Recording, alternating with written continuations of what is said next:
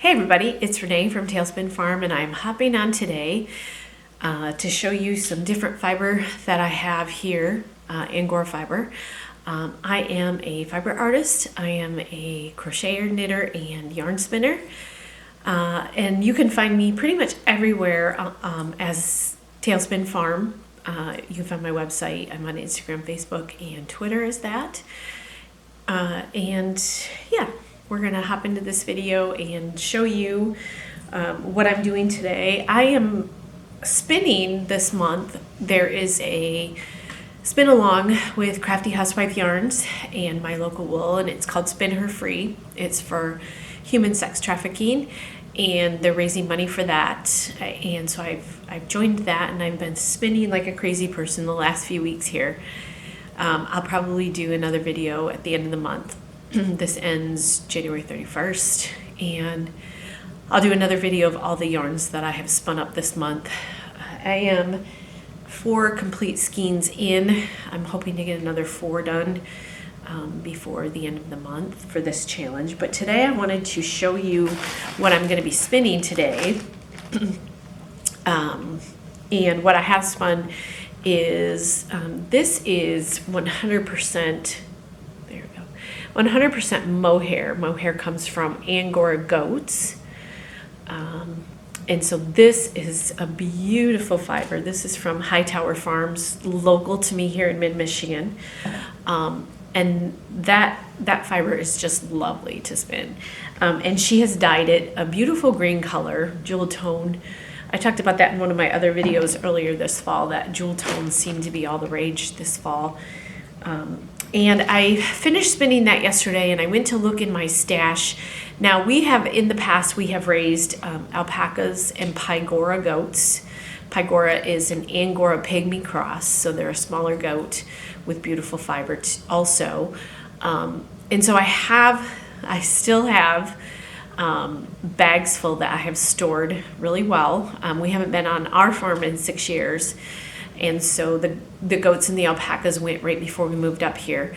So I have stored it really well. So I still have a few bags of that, and I was gonna do some spinning of some alpaca or Pygora and then dye it later, or dye it and then spin it with this. I wasn't sure. And I went through my stash and I came across this bag of, and I will pull it out here.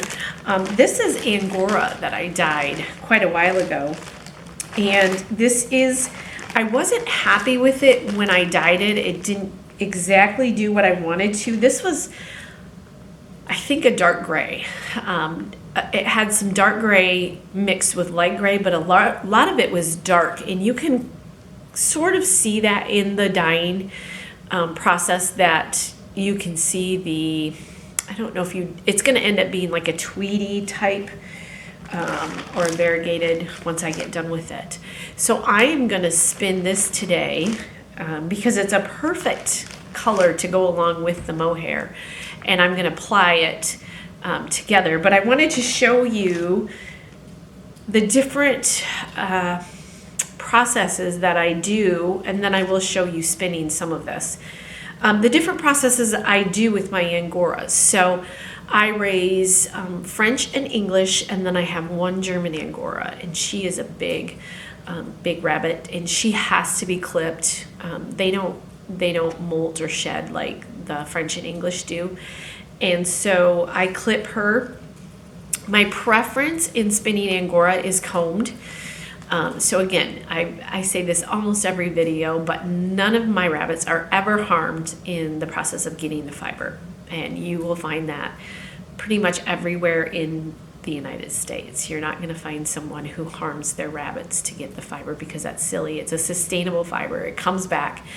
I could groom my rabbits daily and get fiber from them every single day. And some show people will do that. They will keep up on their grooming every single day. I'm not a show person. I've said that before also. I am strictly a fiber person. So my rabbits get groomed about once a week to every 2 weeks, somewhere in that time frame. I have 11 right now. So it takes me about 2 weeks to get through each one of them in that process. So And I keep their cages clean every week and daily. As I go out, I pull out hay and stuff that's kind of gotten in there, scattered. And so my cages are clean, and I groom them once within 10 to 14 days. My preference is combing them, which is where I just take a comb. I have other videos here on the channel where I show you how I do that. And when you comb Angoras, you get this, this is just a handful of some of my fiber, and it's very easy to spin straight from this. You essentially just start pulling out as you're spinning, and you're going to easily be able to spin this straight from combing. And some people spin straight from the Angora rabbit. I don't like doing that. It takes a lot of technique, and I have a Spinolution Monarch now, which is an extremely quick spinning wheel. I've had to get used to it with my Angora because Angora is very slick, silky fiber, and so I just don't prefer to do it that way. The other way that I do my fiber, and I'll show you these two. These are just little, I clip my fiber. Most of the summer, that's just a little clip that I will not use. But I clip most of my rabbits in the summer. We get, here in mid-Michigan, we get in the 80s, sometimes more. And so it can get very hot. I keep frozen water bottles with my rabbits, and I keep them clipped down. So I use scissors and just go through and trim them. And so when you clip fiber, let's see if I can do this, you can see there's a blunt end right here that is cut. I think you saw that. And so I prefer carding that. And so I have hand carders. These are from Paradise Fibers. And I just take it and straighten out all the clipped yarn or clipped fiber to turn into yarn. So the clipped edges on that, I have more sitting here. So these clipped blunt edges, you can see it right there. So this has a staple length of just, there's some good length there. I have gotten, 5 inches of length sometimes on some of my rabbits, but this is average, and I don't like spinning with that blunt edge. It's not as smooth, and so I will card that type. So I have combed that I go straight from combing to spinning, and I have clipped fiber that I typically always card. Now this was, I think it was combed fiber, but I dyed it, which means it went right into a water dye bath in order to do this. And when I look at this, excuse me, I'm still recovering some. When I look at this, and this might have been clipped, this has, and it might be a mix also. Sometimes I mix the same colors of my rabbits. And so this has some pretty long, this is a good example. This is a pretty long staple for Angora, the staple length. So the tip is, the tip is here, or the cut end is here, and the tip is here. So that's a good length. And most of this is about that length. And so I'm gonna just take this today and I'm going to spin it. I'm not gonna card it, and we'll see what we come up with. My yarn is gonna be, it's gonna be a fun yarn anyways because of the mohair. There's gonna be lots of halo effect with these yarns. And so I'm not gonna be as strict on myself with consistency on my yarn. So I'm gonna flip the camera around and just give you an idea on how I would spin long staple length clipped fiber. So hold on and I'll be right back. Okay, I think this is a good angle. I typically just take a big pile of fiber when I'm spinning and set it in my lap, especially like this. And I have my wheel set on, and I don't know if I'm gonna be able to do this without jiggling too much. I have it set to my first little notch on my Spinolution. This is called a golden whirl. So it's the first one down. So it's a slower uptake. Sorry about that. Slower uptake on the fiber. remember, Angora is quite slick, so I'm gonna slow down. Oops, I got my wheel there. I am gonna slow down my feet.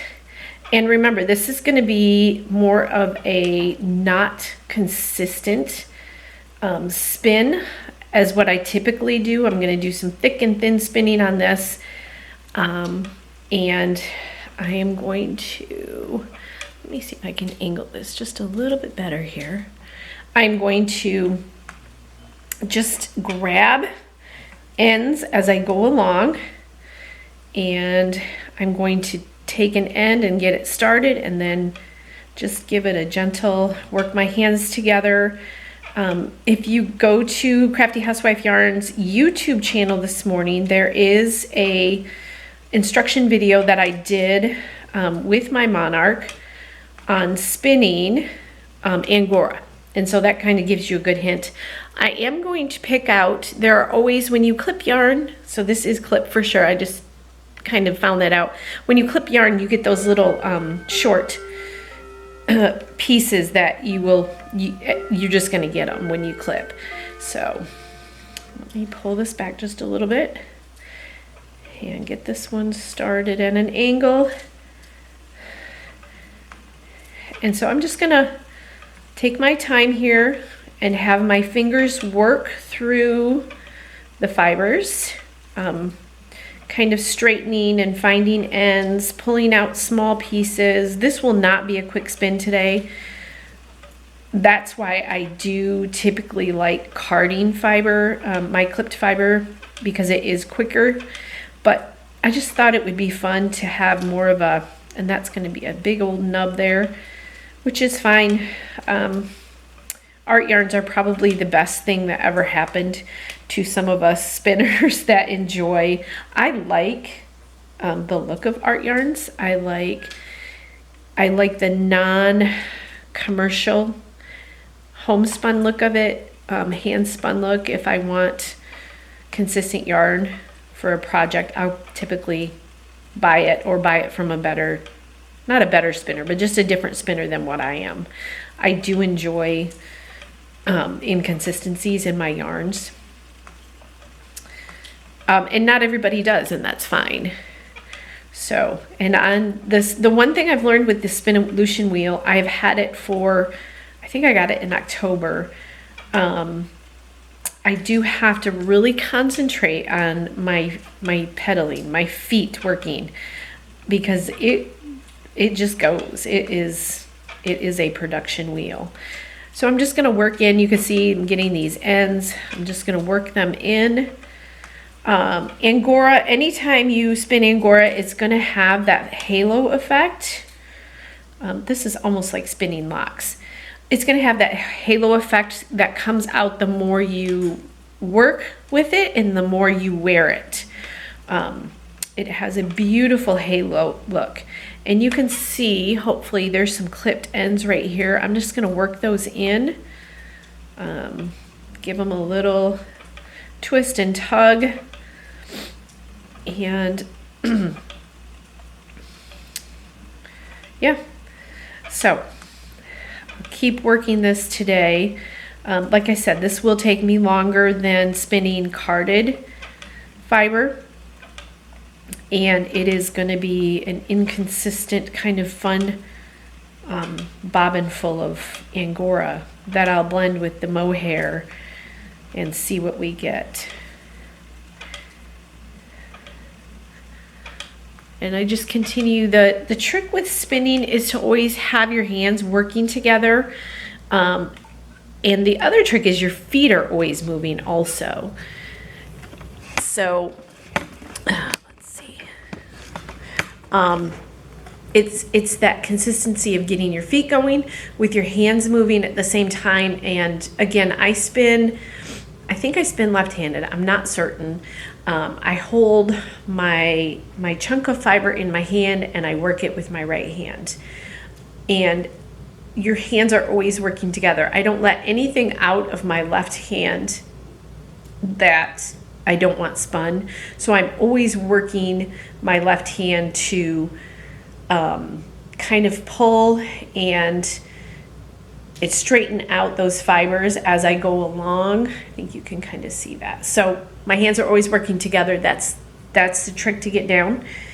And yeah, so I'm gonna sit here today, not we, I am, and spin up this bag and see what I can come up with. So I'm glad you joined me here this morning. Again, please, if you enjoyed these videos, I'm trying to get one out a week right now. Please like and subscribe and watch my videos. And again, you can follow me at Tailspin Farm on Facebook, Instagram, and Twitter. I am mainly active on Instagram right now. And I hope that was helpful and that you learned something this morning. Have a great day.